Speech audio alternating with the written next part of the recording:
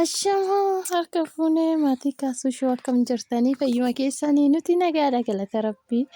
Nageenyi keenya akka jirtanitti isin akka qabu isin jechuu jaalannaa akkam nuuf jirta isin naguma jirtanii. Egaa irras deebinee dhufneerraa akkuma argaa jirtan maaltu mul'ata viidiyoo keessatti mee ilaala maaltu mul'ata? Egaa loowwan baadiyyaatu mul'ata. Egaa loowwan baadiyyaa immoo eessaa fidde bal'atuun jechuun keessan hin oolu baadiyyaa deemtee jettanii. Egaa baadiyyaa amma baadiyyaa jirra. Amma facaasanillee facaafamaa jira. Egaa facaasuuf miti amma haramuu deemnee jiranitti. Innaa egaa isin qalladeef baadiyyaa hin jirru. Maali isinii fidee faseetan akkuma argitan egaa maaltu nu fuulduratti akka mul'atu argaa jirtanii waa isin barbaaddanii egaa bal'atuu kana barbaanna. Yoonaan jetta fe'ii keessan kunoo isinii guutaa hin jira jechuudha bal'atuun. Innaa isinis immoo laayikiidhaan nu jabeessa sabiskiraayib godhuudhaan nu jabeessaayi nuti waan barbaaddan waan dassin jedhe waan nu gaafatan hundumaa isinii raawwanna waan dandeenyu jechuudha. Egaa akkasii maali har'a immoo kana isinii fidee dhufee sa'a argitan kana sa'a gurraacha kana kunoo sa'a faranjii gurraacha kana bareedaa kana isinii fidee dhufee loon baadiyyaati. Egaa warri amma biyya arabaa jiraatanii kan baadiyyaatti galtanii jiran natti fakkaatu hunduu magaalaadha. Gaafa magaalaatti galtan immoo egaa warii tokkos ta'u lamas ta'u isin barbaachisa biyaansi tokko warii gaarii yoo qabaattan hin ga'a. Innaa sa'aan kun amma sa'aan baay'ee bareeda rimaa ji'a 8ti. Egaa tokko aleessa jechuudha kun lammaffaadha amma kan garaa qabu. Akkasii keessa jira seetan warii warra kaasuti jechuudha. Kuni bakka mul'achaa jiran isaanis kan maatii kaasuti. Kan maatii kaasuti jechuudha. Egaa isaan xinnoo egaa margi hin argamu baay'ee.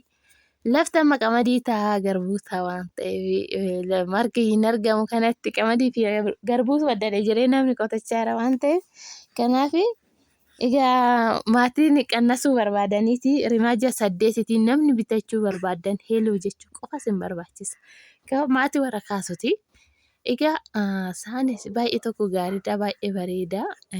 Rimaan akkuma isin ji'a 8 ji'a tokko bichaa galchitanii ji'a tokko bichaa teessistanii saniin booda haadha aannanii yookiin abbaa aannanii ta'uu dandeessu jechuudha.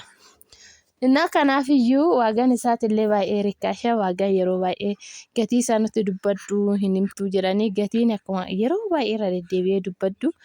Nuti viidiyoo fayyadamna malee gatii egaa nuti viidiyoo waan waraabnuufuu gatii kana jedhanii nutti himanii biyaasi kan 50 illee gurguran dhuunfuma 3 nuun jechuu danda'u.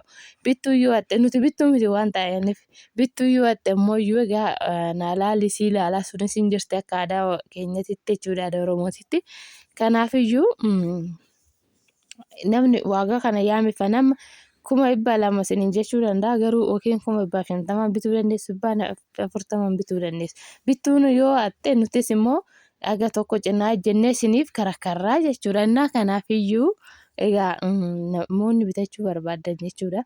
Wariin nama warii gaarii jechuudha. Baadiyyaa isin bitattanii magaalatti innaa marga saamuufii dandeessu bittanii deebisee immoo ejjiteetis nyaachuu danda'a.